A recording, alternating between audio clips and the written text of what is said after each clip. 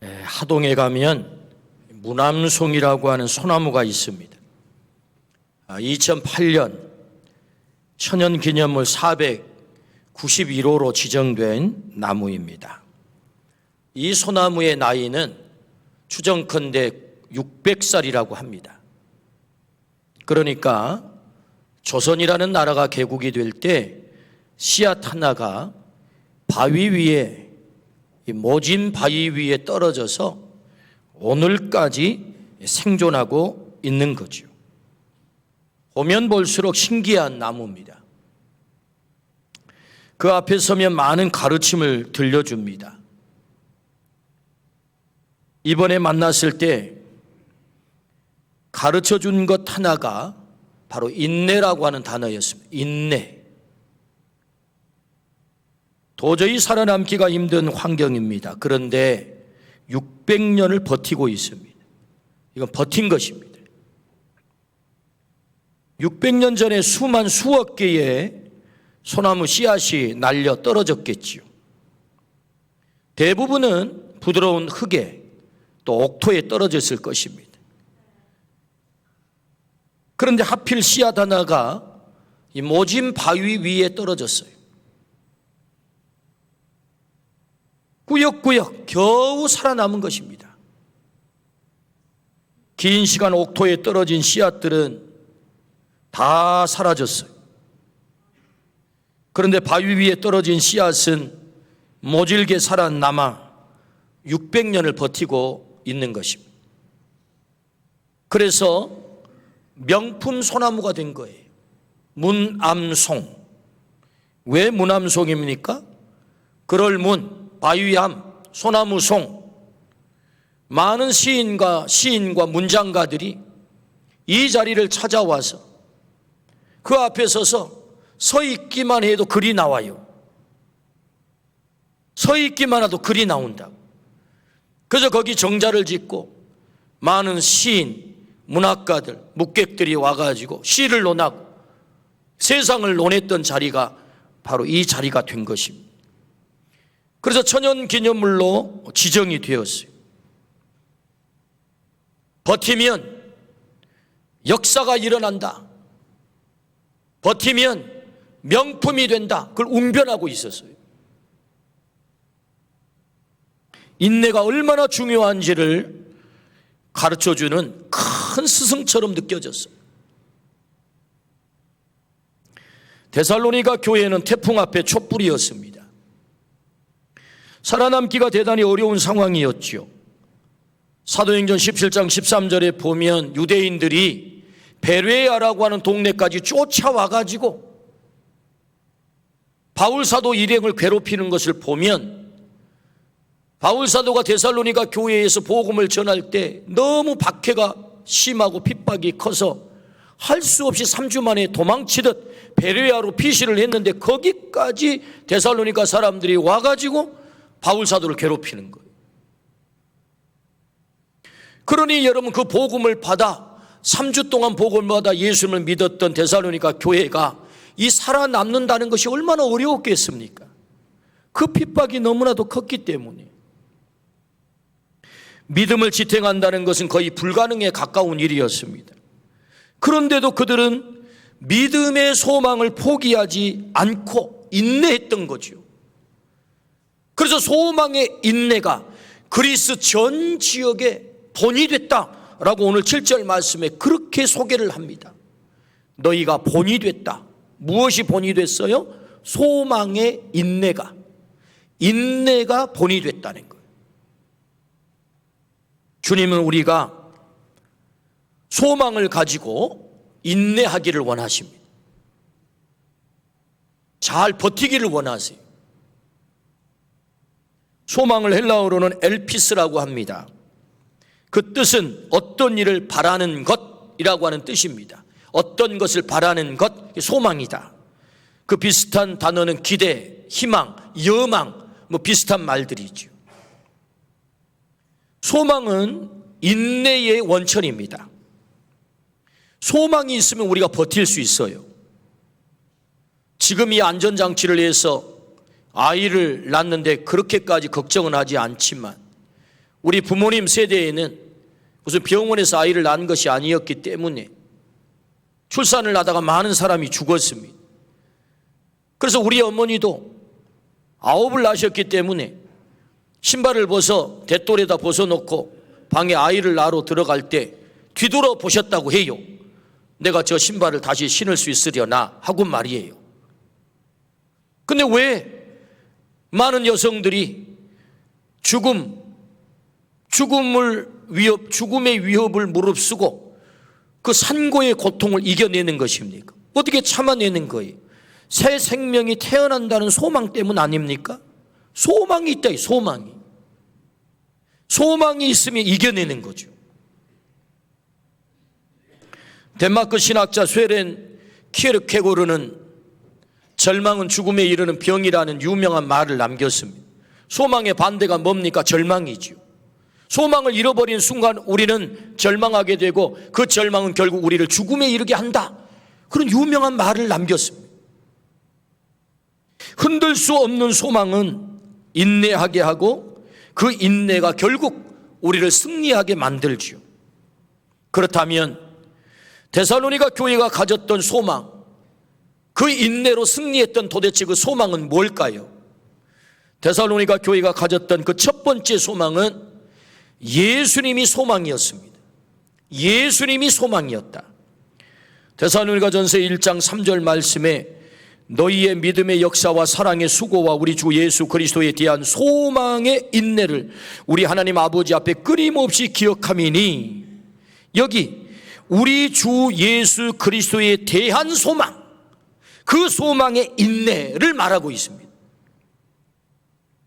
예수 그리스도가 소망이었다는 거죠.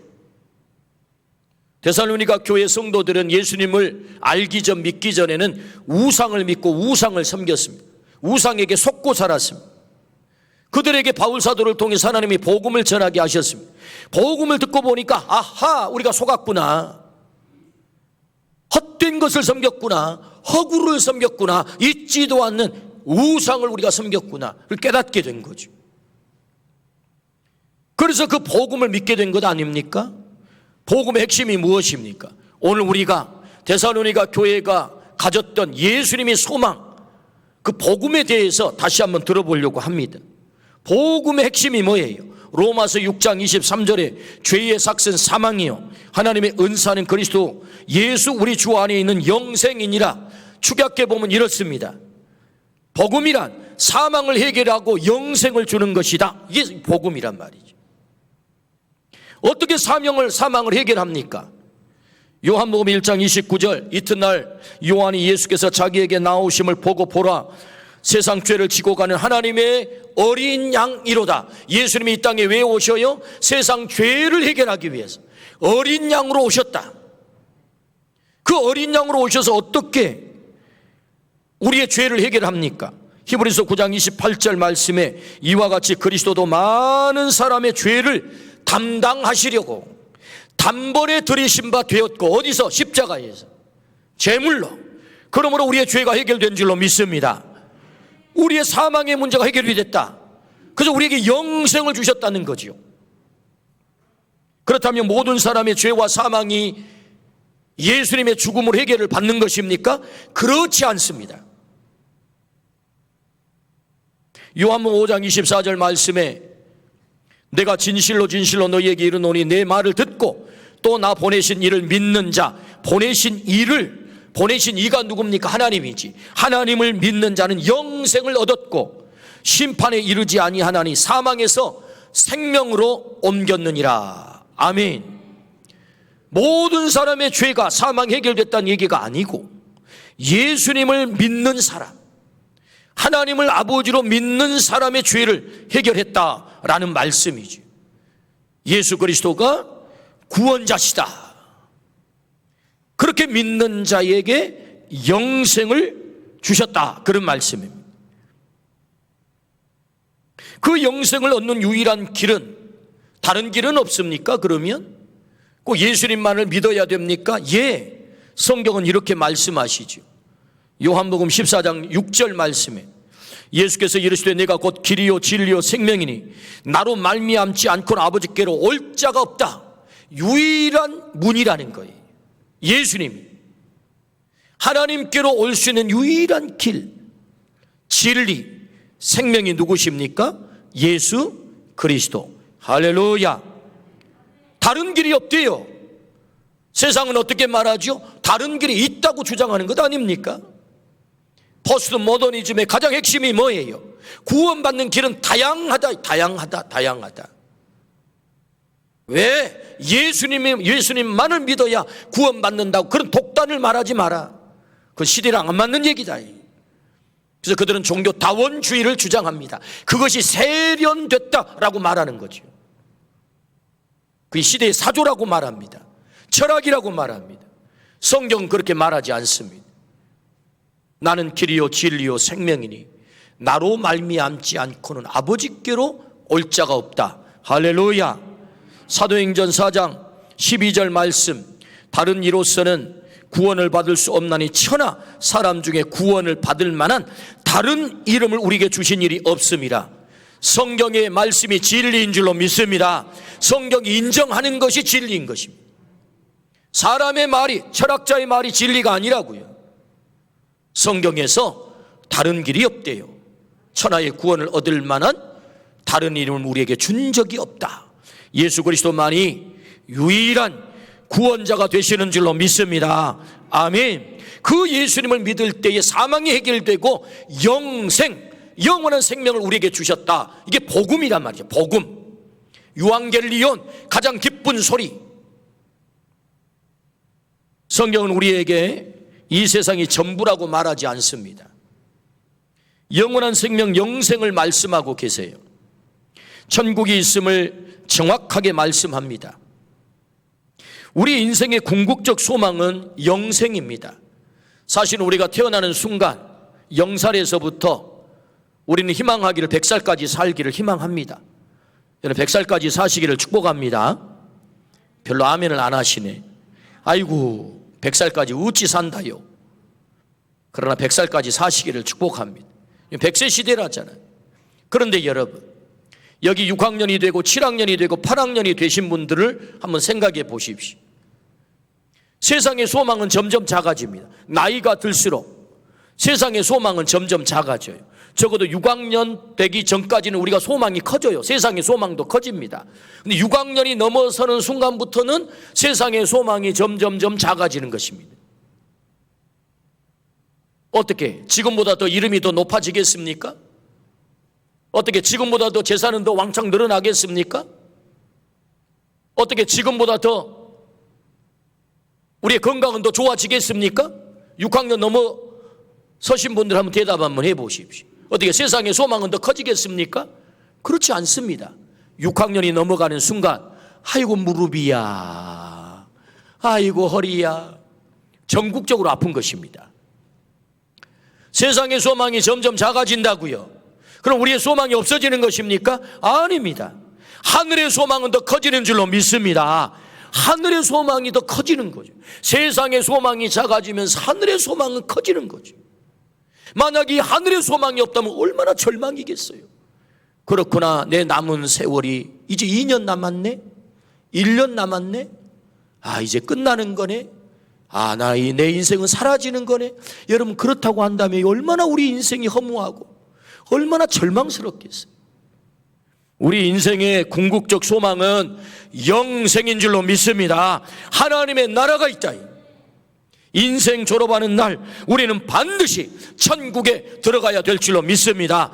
영생의 삶을 살아야 될 줄로 믿습니다. 그 영생은 어떻게 가능한 것입니까? 예수 그리스도만이 유일한 구세주, 우리에게 생명을 주시는 분이다 라고 말씀하는 거죠.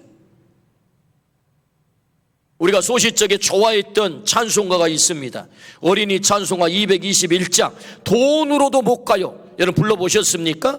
돈으로도 못 가요 하나님 나라, 힘으로도 못 가요 하나님 나라, 거듭나면 가는 나라 하나님 나라, 믿음으로 가는 나라 하나님 나라. 아멘. 하나님의 나라를 어떻게 갈 수 있죠? 돈으로 가나요? 힘으로 가나요? 벼슬로 갑니까? 지식으로 갑니까? 어여쁘면 갑니까? 착하면 갑니까? 그런 게 아니래요. 거듭나야 가는 나라래요. 믿음으로만 갈 수 있대요. 어떤 믿음? 예수 그리스도가 유일한 구세주임을 믿는 믿음.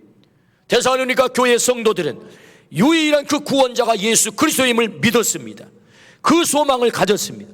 예수님이 우리의 소망이야. 그러므로 그들의 믿음이 흔들리지 않았던 것입니다. 그들의 삶이 흔들리지 않았던 것입니다. 그래서 그들이 인내할 수 있었던 것입니다. 세상의 위협이 크면 클수록, 세상의 박해가 크면 클수록 오히려 그 예수님으로 인하여 분명한 소망을 갖고 흔들리지 않고 이겨낸 줄로 믿습니다. 아멘. 히브리서 12장 1절부터 2절, 그래서 우리에게 이렇게 말씀하세요. 이러므로 우리에게 구름같이 둘러싼 허다한 증인들이 있으니 모든 무거운 것과 얽매이기 쉬운 죄를 벗어버리고 인내로서 우리 앞에 당한 경주를 하며 믿음의 주요 또 온전케 하시는 이인 예수를 바라보자. 그는 그 앞에 있는 기쁨을 위하여 십자가를 참으사 부끄러움을 개의치 아니하시더니 하나님 보좌 우편에 앉으셨느니라. 할렐루야. 우리 예수님도 참아내셨다는 거예요. 인내하셨대요. 결국 어떻게 해요? 하나님 보좌 우편에 앉으셨다. 인내의 마지막이 무엇입니까? 하나님 보좌 우편에. 우리 주님은 우리의 샘플입니다. 우리도 그 믿음을 가지고 소망을 잃지 아니하고 끝까지 인내하면 우리도 하나님 보좌 우편에 가게 될 줄로 믿습니다. 그게 영생이란 말이죠. 그 소망을 가져라. 예수님이 소망이다. 여러분, 저 영원한 천국만의 얘기가 아닙니다. 이 땅에서도 예수님을 바라보고 예수님을 소망 삼고 나아가면 하나님께서 우리의 삶에도 개입하시고 그 길을 열어주실 줄로 믿습니다. 어제 토요일 매달 한 번씩 있는 당회가 있었습니다. 당회가 끝나고 아주 기분 좋은 식사를 했습니다. 한 장로님께서 너무 기분이 좋아가지고 한턱을 팍 쏘셨어요. 한턱을 자주 쏘면 좋을 것 같아요. 좋은 일이 많아가지고. 어떤 좋은 일이 있었느냐? 아들들에게 좋은 일이 생긴 거예요. 정말 귀한 며느리를 보게 됐어요. 얼마나 귀한 일입니까? 축하할 일이죠. 뿐만 아니라 이 힘들고 어려운 때에 정말 우리나라 최고의 기업에 취직이 됐어요. 10월 4일부터 발령이 났다는 거. 이 아들이 말이죠, 질풍노도하는 시기를 지났단 말이죠. 이 아버지 엄마에게 아픈 손가락이었어요. 저놈이 언제 철들어가지고 공부하려나. 쫓아가면 어디 엉뚱한 데로 도망가 버리고. 근심이 많았어요. 그런데 그 아들이 마음을 잡고 공부를 해가지고 그렇게 따기 힘든 세계 기사, 전기 기사, 전기 공사 기사, 소방 열 관리 기사, 여러분 이거 따기 힘듭니다. 세 개를 따가지고 우리나라 최고의 기업에 취직이 됐어요. 기분이 안 좋겠습니까? 식사를 하시면서 너무너무 기분이 좋아가지고 그 장로님께서 말씀을 하시는데, 진짜 기분 좋은 것은 두 아들이 예수님을 잘 믿어보려고 몸부림을 치는 거지, 그것이 기분이 좋다는 거예요. 할렐루야. 물론 취직을, 좋은 직장에 취직을 하고 뭐 이 어려운 때에 자녀가 결혼을 하고 그것도 기쁜 일이지만 진짜 중요한 것은, 여러분 우리 청년들이 객지에 나가가지고 이게 신앙생활하기가 쉽지가 않습니다. 근데 그 객지에 나가가지고 이제 오랜만에 고향에 부모님 집에 이렇게 오면 이렇게 연휴 같은 때는 더 쉬었다 가고 싶잖아요. 쉬었다가. 근데 토요일 날만 저녁에 올라가야 된다는 거예요. 왜 올라가려고 그러냐? 자기가 출석하는 교회에 자기가 리더를 맡았는데, 청년들 리더를 맡았는데 그 사명을 꼭 감당해야 되니까 아쉽지만 반드시 가야 된다. 제가 그 얘기를 듣고 얼마나 마음이 든든하고 기쁜지. 마저 그렇게 신앙생활을 해야지. 예수님을 잘 믿는 것이 기분이 너무너무 좋다는 거예요. 할렐루야. 우리가 진짜 기뻐해야 되는 것이 무엇입니까? 어디를 가든 우리의 자녀들이 하나님 잘 믿고 예수님 잘 믿는 것을 기뻐하기를 축복합니다. 데살로니가 교회가 소망의 인내로 마지막 승리를 했어요. 본이 됐어요. 뭘 그렇게 소망을 가졌단 말입니까? 예수님이 소망이다. 오늘 또 예수님을 소망하면 그 예수님께서 우리 앞길을 열어가실 줄로 믿습니다. 아멘. 이 땅에서도 열어가신다. 예수님이 우리의 소망이 되면. 두 번째, 데살로니가 교회는 어떤 소망을 가졌을까요? 부활 소망을 가졌습니다. 부활 소망. 데살로니가 전서 4장 13절. 형제들아, 자는 자들에 관하여는 너희가 알지 못함을 우리가 원하지 아니하노니 이는 소망 없는 다른 이와 같이 슬퍼하지 않게 하려 함이라.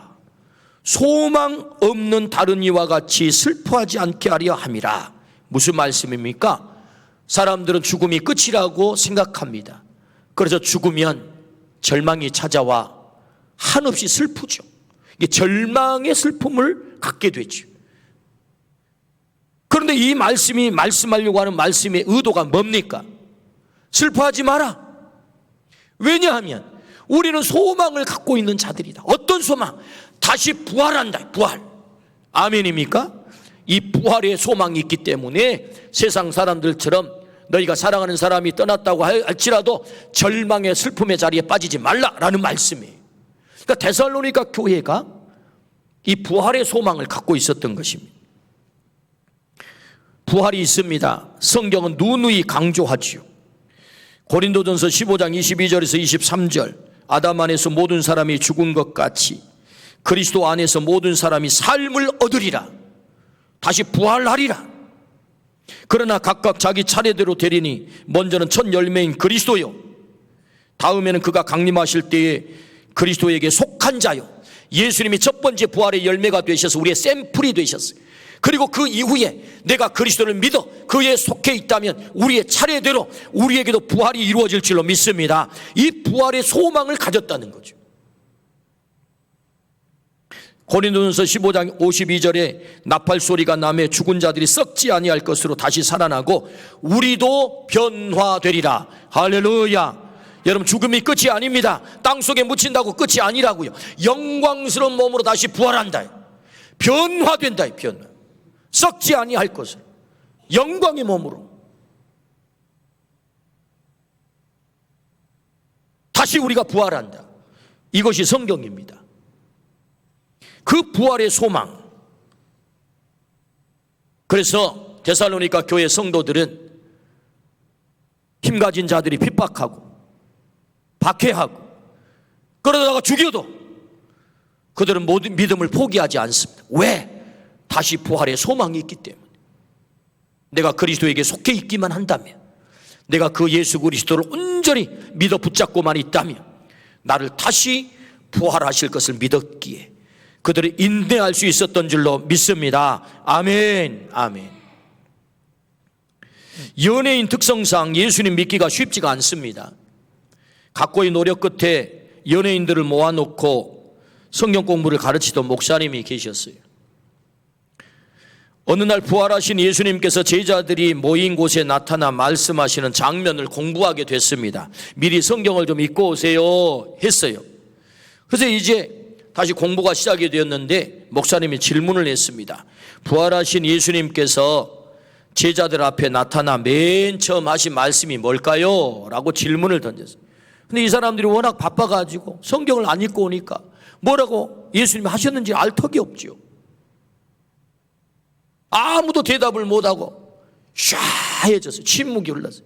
그때 한 분이 손을 번쩍 들었어요. 예, 제가 압니다. 그러면서 이분이 하는 말이 일어서 가지고 손을 휘저으면서 마치 유령 같은 몸짓으로 애들아, 너희들은 내 몸이 보이냐? 그랬다는 거예요.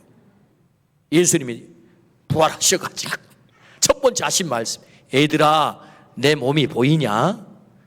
왜냐하면 죽었다가 살아났으니까. 이 대답을 하셨던 분이 나중에 장로님이 되신 구봉서 장로님이 그렇게 대답을 했대요. 코미디언답죠? 여러분, 예수님은 부활한 줄로 믿습니다. 예수님의 부활이 예수님의 부활로 끝나는 게 아니고 예수님의 부활은 첫 번째 열매, 모델이다, 모델. 그럼 그 다음은 뭐예요? 그 예수를 믿는 우리가 차례차례 부활한다라고 말씀하는 거죠. 그래서 우리에게 이 부활의 소망을 가지라는 것입니다. 1885년 4월 5일 부활절 아침 인천 제물포항에 언더우드 선교사님과 아펜셀러 선교사님이 도착하셨어요. 아펜셀러 선교사님이 본국에 선교 보고를 했습니다. 우리는 부활절에 이곳에 왔습니다. 우리는 그날 사망의 철장을 쳐부시고 부활하신 주님께서 조선의 결박을 끊어주시고 하나님의 자녀로 빛과 자유의 세계로 인도해 주실 것을 기도했습니다 라고 편지를 썼어요. 아펜셀러 선교사님이 사망의 결박에 묶여있는 조선 땅을 바라보면서 본국에 선교 보고를 했던 그 기도의 내용처럼 이 조선 땅이 사망의 결박을 풀고 이 땅에 놀라운 부활의 역사가 나타난 줄로 믿습니다. 어떻게 됐습니까? 그의 기도대로 왕정의 나라가 민주공화국이 되고 민주주의를 이뤘단 말이죠. 가장 가난한 나라가 세계에서 가장 가난한 나라가 세계 10대 경제 대국이 되었다. 늘 침략만 받던 나라가 세계에서 6대 군사 대국이 됐다. 선교를 받는 나라가 130년 만에 인구 대비 선교사를 세계에 가장 많이 파송한 나라가 됐다. 엄청난 얘기 아니겠습니까? 선교한 나라가 되었다는 것입니다. 이게 뭐예요? 우리의 현실의 삶 속에도 예수 그리스도가, 부활의 예수 그리스도가 우리의 삶에 구체적으로 개입하기 시작할 때 이 땅에도 부활의 역사가 나타날 줄로 믿습니다. 우리 개인의 삶도 마찬가지다. 마지막 날에 부활만 있는 게 아니고 오늘 또 그 부활의 예수님을 우리가 믿을 때 우리의 삶의 현장에 그런 부활의 사건이 사건이 된다. 사건화돼. 믿으시기를 축복합니다. 우리 교회도 그 선교의 대열에 앞장서 참여하고 있지 않습니까? 많은 교회들이 이 팬데믹을 거치면서 어려워졌어요. 지원하던 선교비도 끊어요. 선교사들 철수해요. 그런데 우리나라는, 우리 교회는 오히려 이 어려운 때 더 선교를 펼쳐나가는 것입니다. 어제 당회에 우리는 우리 교회 비전 16호 교회 크리스나의 교회를 저 태국에 세우기로 결정을 했습니다. 16호 교회. 하나님께서 우리에게 20개 교회를 세우라고는 비전을 주셨습니다. 근데 여러분, 이게 쉬운 일이 아닙니다. 근데 하나님께서 성도들의 가슴을 뜨겁게 하셔서 헌신하게 하시고 14호 현재 태국의 꼬모타 교회가 세워지는 건축 중에 있습니다. 남아프리카 공화국의 15호가 세워지기로 선교센터가 결정이 되어서 MOU를 맺고 진행 중에 있습니다. 그리고 16호 세우기 위해서 결정을 했습니다. 대단한 일입니다, 여러분. 어떻게 그런 일이 일어납니까? 부활하신 주님, 그 부활하신 주님을 믿고 따를 때에 우리에게도, 우리의 삶에도 이런 부활의 역사가 일어날 줄로 믿습니다. 아멘. 그렇습니다. 오늘 우리에게 주님이 말씀하세요. 부활의 소망을 가지라고. 여기가 끝이 아니다고. 반드시 다시 우리가 부활하게 될 날이 올 것이라. 우리 주님이, 부활의 주님이 너희의 삶을 개입하고 간섭하면 지금 힘들고 어렵고 고난이 있고 쪼그라들고 아픔이 있고 상처가 있고 도저히 불가능인 것처럼 보이지만 주님이 우리를 다시 회복시켜 주신다. 할렐루야. 믿으시기를 축복합니다. 부활의 소망이죠. 마지막 세 번째, 어떤 소망입니까? 재림 소망입니다. 재림 소망. 데살로니가전서 1장 10절, 또 죽은 자들 가운데서 다시 살리신 그의 아들이 하늘로부터 강림하실 것을 너희가 어떻게 기다리는지를 말하니 이는 장래의 노하심에서 우리를 건지시는 예수시니라. 그의 아들이 하늘로부터 강림하실 것을, 하늘로부터 강림, 내려온다. 두 번째 내려오시니까 재림이죠. 첫 번째 오심을 초림이라고 하죠. 초림. 두 번째 오심을 재림이라고 하죠. 우리 주님이 그의 아들이 하늘로부터 강림하실 것을 너희가 어떻게 기다리는지 재림을 기다린대요. 데살로니가 교회 성도들이. 그러니까 재림의 소망을 가지고 있었다는 거지요. 재림하신 그 예수님은 오셔서 어떤 일을 하십니까? 이는 장래의 노하심에서 우리를 건지시는 예수시니라. 여러분, 재림의 이중성, 그날 우리 주님이 이 땅에 재림하는 그날에는 이중성을 가져요. 첫 번째는 믿는 자에게는 구원이 주어집니다. 영광스러운 하나님의 나라에 새 하늘과 새 땅에 들어갑니다. 그러나 믿지 않는 자들은 그날이 심판의 날이 됩니다. 멸망의 날이 됩니다. 그래서 오늘 성경 말씀하잖아요. 이는 장래의 노하심에서, 그 노하심이 뭐예요? 하나님의 진노, 심판의 진노. 주님의 재림의 날은 이중성을 가졌어요. 믿는 자에게는 구원이 주어지지만 믿지 않는 자에게는 하나님의 진노하심 속에 떨어지는 것입니다.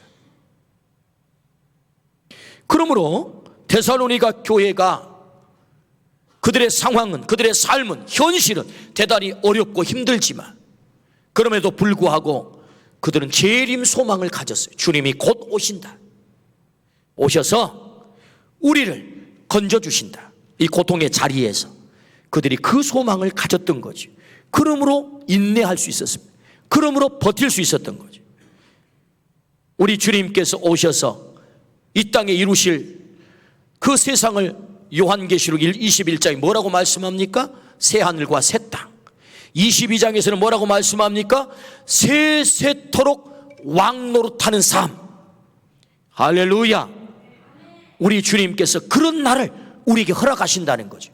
이 재림 소망을 가지시기를 주의 이름으로 축원합니다. 사랑의 원자탄으로 이름이 알려진 손양훈 목사님은 주님 고대가라고 하는 찬양을 작사하셨어요. 낮에나 밤에나 눈물 머금고 내 주님 오시기만 고대합니다. 가실 때 다시 오마 하신 예수님, 오 주여 언제나 오시렵니까? 먼 하늘 이상한 구름만 떠도 행여 안에 주님 오시는가 해 머리 들고 멀리 멀리 바라보는 마음, 오 주여 언제나 오시렵니까? 목사님, 그 노래를 어떻게 그렇게 잘해요? 궁금하죠?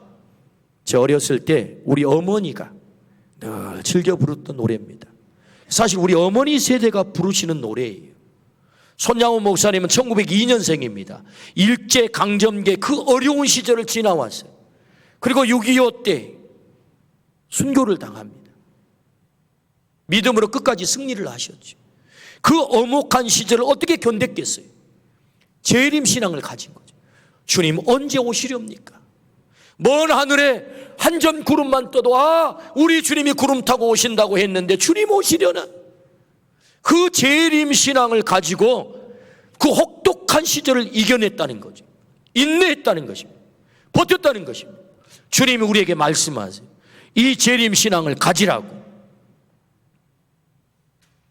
주님이 이 땅에 오세요. 그날은 구원의 날이 될 것입니다. 영광스러운 하나님의 나라에 입성하는 날이 될 것입니다. 초대교회 성도들은 이 재림신앙을 가졌어요. 그래서 흔들리지 않았던 것입니다. 그 박해 속에서도, 사자의 밥이 되면서도, 감옥에 끌려가면서도, 산채로 횃불이 되면서도 그들은 소망의 끈을 놓치지 않았어요. 인내했던 것입니다. 승리했던 것입니다. 왜요? 재림신앙이 분명했거든요. 오늘 우리에게도 이 재림신앙이 우리 가슴 속에 자리를 굳건히 잡기를 주의 이름으로 축원합니다. 아멘. 무남송을 바라보면서 두 편의 제가 시를 적었는데 제가 먼저 쓴 시를 마지막 결론으로 소개하겠습니다. 하필이면 바위 틈이냐 옥토처리도 널렸거늘 그날 꿈 간직한 채 하늘로 비상한 형제들 수천 수만 비단결 황금통, 욕심낸 살부치들, 거친 세파의 흔적 없이 사라졌거늘 싹 틔우기조차 힘들었을 곳에서 600성상 버텨낸 넌 아직도 푸르디 푸른 청년, 삼천리 끝자락 또 그렇게 천년을 바위 위에 앉아 두 눈 부릅뜨고 찾아든 지친 길손 꿈 이루도록 스승되어 주시길. 생은 꿈꾸며 버티는 거라고, 생은 꿈꾸며 버티는 거라고. 바위틈 사지에서도 힘들어요? 척박해요? 고통스러워요? 바위틈에서도 600년을 버티니 명품이 되었어요. 우리 인생 힘들 때 있습니다. 소망의 인내를 가지라고 말씀하세요. 잘 버티고 잘 인내하면 우리 인생도 명품이 될 줄로 믿습니다. 아멘.